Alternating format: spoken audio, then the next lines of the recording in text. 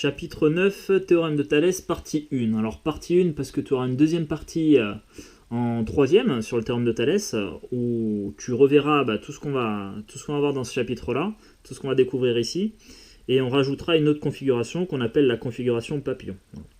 Alors, chapitre théorème de Thalès, c'est un chapitre phare de géométrie au collège. Puisque à coup sûr tu devras l'utiliser à un moment donné lorsque tu vas passer l'épreuve écrite de mathématiques au brevet. Voilà. Donc c'est un des deux gros théorèmes de géométrie qu'on voit au collège avec le théorème de Pythagore. Allez, on attaque exercice 1, une histoire de proportionnalité. Premièrement, placer un point M sur le segment AB distinct de A et B. Alors, distinct, ça veut dire différent de A et B. Donc, tu ne le mets pas sur A et ni sur B. Et ici, on nous parle du segment AB. Donc, tu vois, je fais déjà tracé en violet, en très plein. Donc, il faut que je sois quelque part sur ce segment-là. Allez, hop, on va placer un point M ici. Ça me paraît pas mal. Tu le mets où tu veux. Tu n'es pas obligé de le mettre au même endroit que moi. Hein. Tu peux le mettre là, si tu veux, là. Peu importe, du moment que ça reste sur le segment différent de A et B. Deuxièmement, tracer la parallèle à BC passant par M et noter N son point d'intersection avec AC. Alors, je vais donc tracer la parallèle à BC, donc le segment rouge ici, passant par M. Alors là, j'ai plusieurs solutions. Soit tu t'aides du quadrillage pour tracer la parallèle. Regarde, pour passer de B à C, je vais me décaler de 1, 2, 3, 4, 5, 6 carreaux vers la gauche. Et je vais monter de 1, 2, 3, 4, 5, 6, 7, 8 carreaux. Donc je me décale de 6 vers la gauche et je monte de 8. Et à partir de là, je pourrais faire pareil. Je me décale de 6, je monte de 8. Et du coup, j'aurai la parallèle, puisque j'aurai la même pente. Voilà.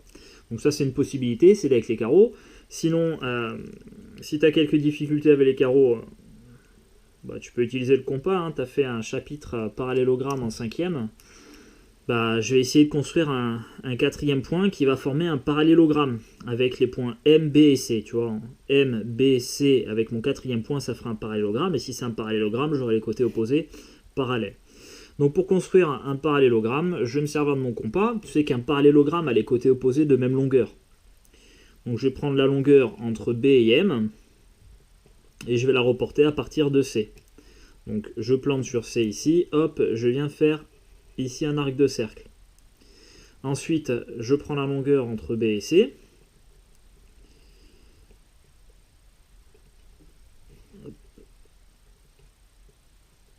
Voilà, je plante sur M et je viens ici intersecter mon premier arc de cercle. Voilà le point d'intersection. Eh bien, c'est le point qui va me permettre de former un parallélogramme. Et si c'est un parallélogramme, eh bien, ce côté-là sera parallèle à celui-là. Donc maintenant, j'attrape ma règle. Et je viens tracer la parallèle ABC passant par M. Donc j'ai ma pente ici. Je ne vais pas aller jusqu'au point, hein, ça ne m'intéressera pas. Moi je vais juste faire de M jusqu'ici au segment. Voilà. Et le point d'intersection ici, c'est le point N. Voilà. Donc MN est parallèle à BC. Cool. Troisièmement, en te servant éventuellement de ta règle graduée, complète le tableau ci-dessous. Alors, on me demande de déterminer déjà les longueurs du triangle AMN. AMN, alors on y va, on va mesurer. Alors, hop. Alors, entre A et M, déjà, j'ai 9 cm. Donc, je vais mettre 9 cm, je vais essayer de mettre de la couleur, de respecter le code couleur surtout. Alors, 9 cm pour AM, ok. Ensuite, on me demande la longueur AN. Alors, AN, on va faire avec la précision qui nous est permise avec le réglé. Bon, en général, c'est le millimètre. Là, tu vois, je suis entre 7,4, presque 7,5. Allez, je vais prendre 7,5. 7,5 cm. Et ensuite, la longueur MN.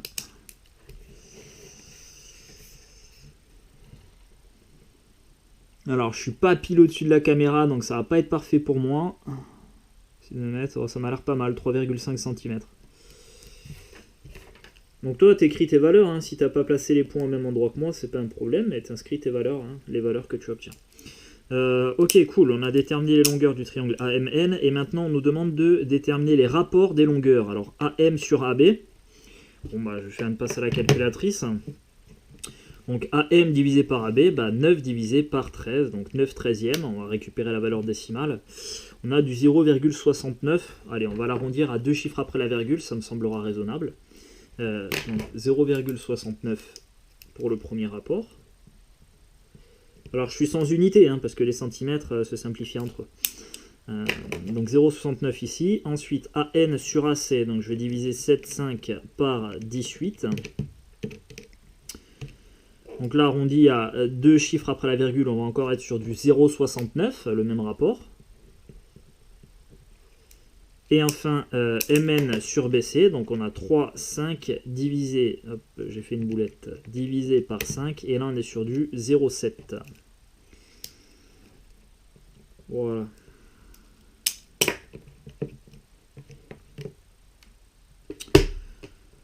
Alors, quatrièmement, au vu des résultats de la dernière ligne, que peut-on supposer sur les longueurs des deux triangles? Donc, le premier triangle AMN et le deuxième triangle le plus grand ABC.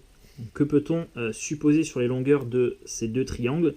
Eh bien, si on compare la dernière ligne, hein, comme on nous dit ici, on a du 0,69, donc le rapport AM sur AB. Ensuite, le rapport AN sur AC, bah, il est le même, c'est à peu près 0,69 aussi. Et enfin, le dernier rapport MN sur BC, eh ben, on aura quasiment la même chose encore. Ici, on a 0,7, pas 0,69. Mais en fait, si tu veux, ce sont des valeurs qui sont approchées.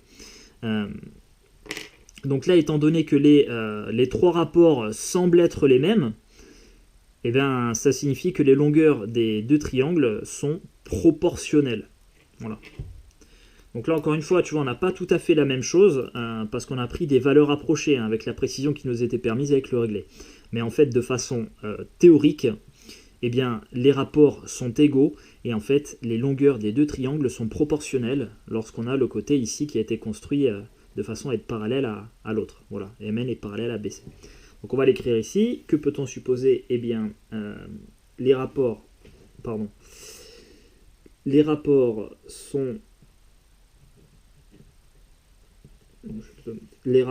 semblent être les mêmes. Hop, j'ai mangé le M ici. Semblent être les mêmes.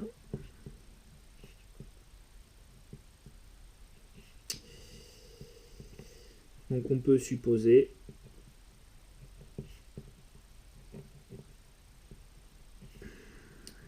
que les longueurs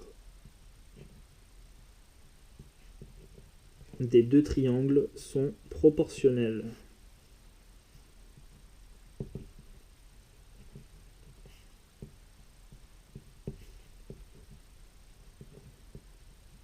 Alors là, c'est ce qu'on vient d'observer par la pratique. Donc en pratique, tu vois, on n'a pas des valeurs exactes, comme j'ai déjà dit. Mais en fait, de façon théorique, il se trouve que si les rapports sont bien exactement les mêmes.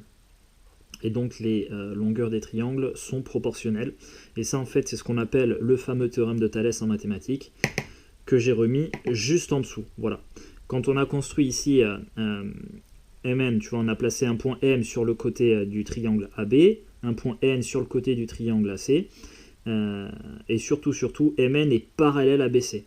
Et bien, si MN est parallèle à BC, du coup, on aura l'égalité des rapports, et en fait, tes deux triangles ont des longueurs proportionnelles. Voilà, ce qu'on appelle le théorème de Thalès. Et on va d'ailleurs l'appliquer ici en question 5. On a placé un pointé sur la demi-droite AC. Donc, tu vois, on l'a prolongé ici, tac, un pointillé, on a placé un pointé. Ensuite, ce qu'on a fait, c'est qu'on a tracé la parallèle à BC, passant par T. Alors, sur mon dessin, ça s'arrête ici. D'ailleurs, si je continuais, je serais hors feuille. Et ensuite, on dit qu'on a noté S, le point d'intersection avec la droite AB. Donc AB, on la prolonge. En gros, tu vas avoir ton point S, si tu veux, qui va être quelque part par là, à l'intersection de la parallèle ici, et de la droite AB. Alors, à l'aide de l'observation faite en question 4, complétez le tableau ci-dessous. Alors, l'objectif, ça va être de déterminer la longueur AS, la longueur AT, ça on va pouvoir la mesurer, et ensuite la longueur ST. Alors, pour déterminer la première longueur AS, eh ben, on est un peu embêté parce qu'on ne sait pas exactement où il est le point S. Donc là, je vais caler un peu. Pour déterminer la longueur ST en rouge, la dernière, pareil, je ne sais pas où est le point S, je ne vais pas pouvoir mesurer avec ma règle. Par contre, la longueur AT, je peux déjà la mesurer. Hop. Alors là encore, je ne suis pas parfaitement au-dessus parce qu'il y a la cam. Donc là, on est grosso modo à du 16, on a l'air à 16,15, tu vois. Là, je suis entre 16,1 et 16,2, il me semble. Donc je vais mettre, allez, 16,15 après tout, hein, je peux mettre en demi-millimètre, c'est pas un problème. Donc 16,15 cm pour la longueur AT, voilà. Et maintenant, il faut que je retrouve les deux autres longueurs. Et bien, même sans connaître la position du point S, je vais pouvoir retrouver ces longueurs AS et AT en utilisant le fait que les longueurs des deux triangles sont proportionnelles. Pourquoi elles sont proportionnelles? Parce que par construction, ici, on a fait le côté ST parallèle à BC. Donc en fait, on est dans la même configuration qu'au départ, quand on a construit MN. On a fait en sorte que MN soit parallèle à BC, et finalement on s'est rendu compte que les longueurs des triangles étaient proportionnelles. Et bien ici, il va se passer la même chose. Donc, en ayant construit ici la parallèle à BC, on va se retrouver avec deux triangles qui ont des longueurs proportionnelles. Donc là, je vais appliquer les règles de proportionnalité pour retrouver les deux valeurs manquantes dans mon tableau. Donc première valeur ici à S. Donc hop, on va avoir 13 cm multiplié par 16,15 cm divisé par 10,8 cm. Tu sais, là, l'espèce de croix qu'on fait là, hein, pour calculer la quatrième proportionnelle. On va faire une passe à la calculatrice. Alors on va avoir 13 donc multiplié par 16,15, on croise. Et divisé ensuite par 10,8. Et ça nous donne... On va prendre une valeur approchée à 2 décimales, ce sera pas mal. On va être à 19,44 cm. 19,44 cm, ça c'est pour la longueur AS.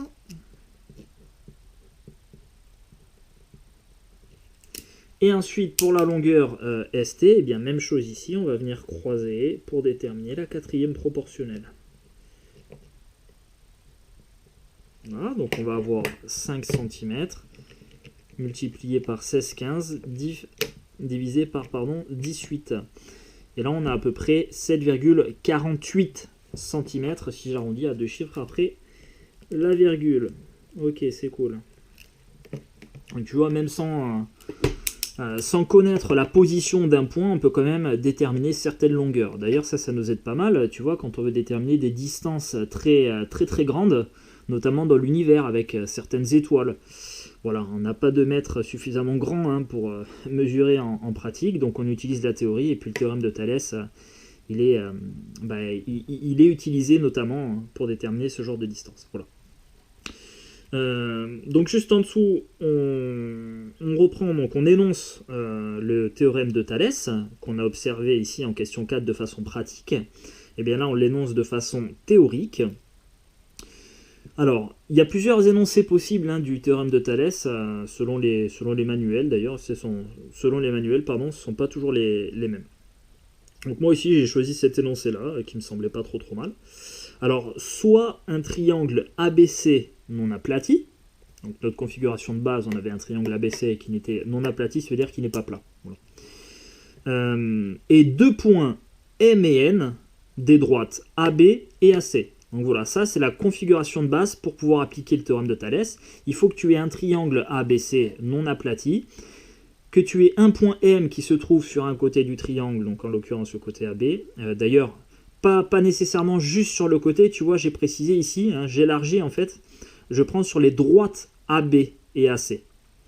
Donc tu vois, c'est pas restreint uniquement au segment AB, c'est à la droite AB, donc ça part des deux côtés, à gauche plus loin, à gauche de A et à droite de B. Donc tu places un point M quelque part sur cette droite-là, et tu places un point N quelque part sur la droite AC aussi. Voilà. Donc ça, c'est notre configuration initiale. Eh bien, si la droite MN est parallèle à BC, donc là c'était le cas, si la droite MN est parallèle à BC, alors on a ce qu'on appelle l'égalité de Thalès, et l'égalité de Thalès nous dit tout simplement que les rapports, les trois rapports des longueurs des deux triangles AMN et ABC sont proportionnels. Voilà.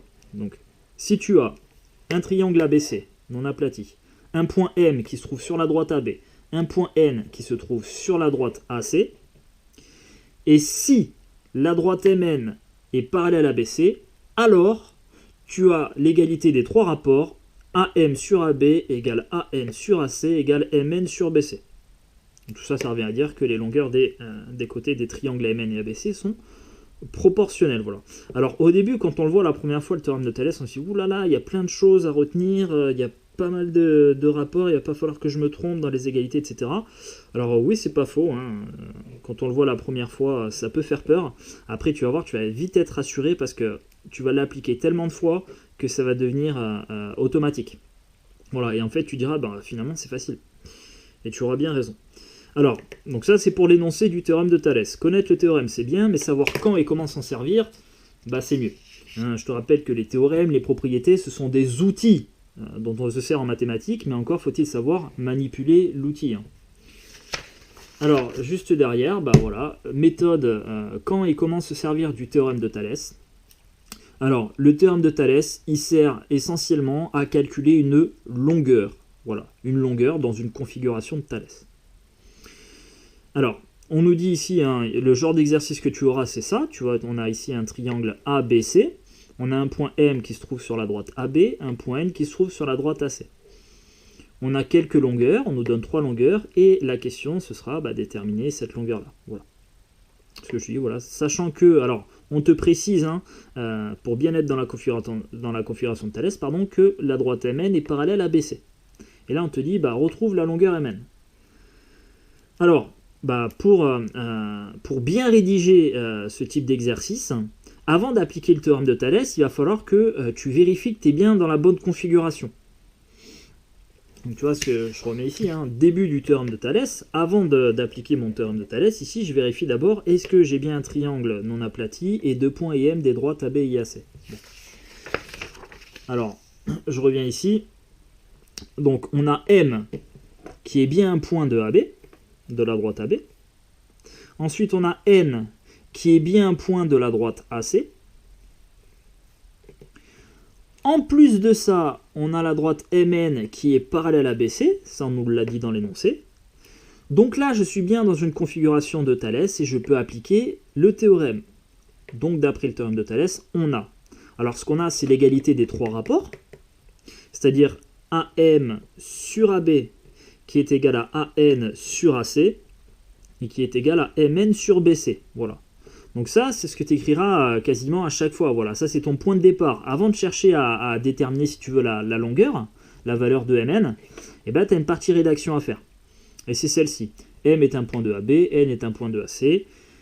De plus, Mn est parallèle à BC. Donc d'après le théorème de Thalès, on a l'égalité des trois rapports. Moi, à chaque fois, j'ai pris la convention, tu vois, petite longueur sur grande longueur.